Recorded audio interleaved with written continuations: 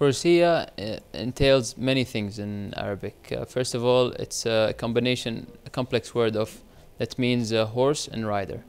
And the rider part it talks about horsemanship, chivalry, honor, and I think it's the right word for such an event. And we've had many riders comment on that, and that's why we chose this word to be the emphasis of this league.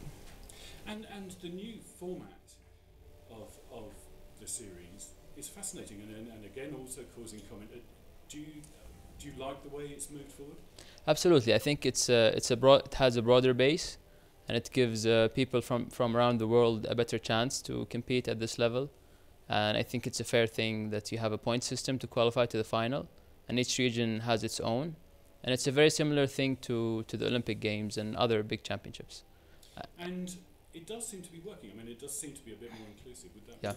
Absolutely. So in this way, you put less pressure on the horses and the riders. They get to pick their shows. From what I understood, some teams are picking this show in particular to take their points, and then you can have less pressure and put in also younger riders in some of the Nation Cups, as we saw in France. We had a lot of young riders in the Nation Cup, and they performed one of the best, actually.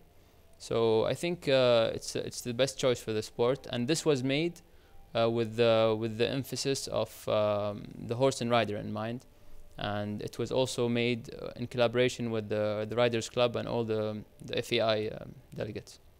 And you, I know, have represented Saudi Arabia yourself. Did you take part in Gallen? I mean, we only focus mainly as riders, but we have our input that we give to our executives in Saudi Equestrian, and many things that we said were also applied. So indirectly we do, yes. And have you competed yourself this year in the new format? Actually, no. This is the first time I do a Super League show this year, and hopefully we have a successful one in St. Gallen. And when Saudi Arabia were competing in Abu Dhabi? And Alain, yes. In Alain. Yeah. How did that feel as a nation to be competing in this amazing series finally on not home soil? Yeah, I mean in the Middle East. It was really good, I think, for the region because they get to see how other teams, perform on such a level, and you also get to see the Middle Eastern regions how they perform on that level, and that makes the sport much better. If you look in retrospect, 3 years ago, where the sport was in our area and where it is right now, we always had one or two good riders here and there, performing well on a big level, but we never had this consistent level of riders and this broad base. So I think it's really good for our region in particular. And how important is it, do you think, to do well, Saudi Arabia to do well in Barcelona in September? I think it's pretty important for us because this is the first year we do the league as a team, and I think many people expect a good performance after the Olympics, although we had some setbacks with some horses and riders. That's why we didn't jump in Rome, for example. In a team we were supposed to jump there, but I mean we're here now, and hopefully our next show after this as a team, which will be the first in Europe as a team, will be Aachen, hopefully. And for you personally, have you always been interested in horses? Yes, I have. Actually, my first 5-star Grand Prix when I was 18 years old was in Lucerne.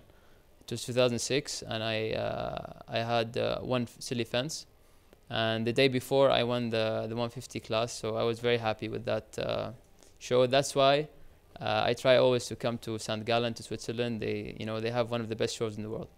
And are horses a big thing in the family for you, or is it just... Absolutely. In my father's family, we have Arabian horses since 300 years ago, and I'm very proud that my family owns some of the main horses that you hear of and the warm bloods in general in Europe, and many horse lovers, especially Arab horse lovers, they know that. So I take it as a responsibility for me to be involved in the sport and for the betterment of the horse and rider. That's brilliant. And whereabouts are you based normally? I mean, normally, now we're in Chantilly in France, Abdullah Sharbatli and I. And we have some Saudi investors, they have a place there, and it's a very nice place. And some of the other guys, some of them are in Paris, others are in Holland and Belgium. But we all get together in shows, and we try to keep the team spirit. And are you able to, I know the equestrian calendar is extraordinary, but are you ever able to get home?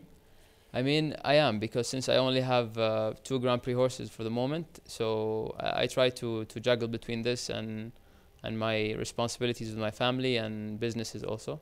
So until now it's working out well, but we'll see how it goes in the future. Brilliant. What I should have asked you earlier is, horses are obviously a very important or a very old part of culture in Arabia generally. Is that still the case for most people in the Middle East? I mean, it is right now. Since the inception, I think, of the Saudi Equestrian Fund in the last 3 years, we've seen a lot of interest in the young generation in Saudi Arabia and elsewhere in the Middle East. And I think that's part of our mission in the Saudi Equestrian Fund. And it's very important for us, you know, to make them aware of the sport and horses in general. And you know, you're a young man in the equestrian world. How important is it to spread the equestrian world, the word, do you think? I think the way I see the sport is like a melting pot.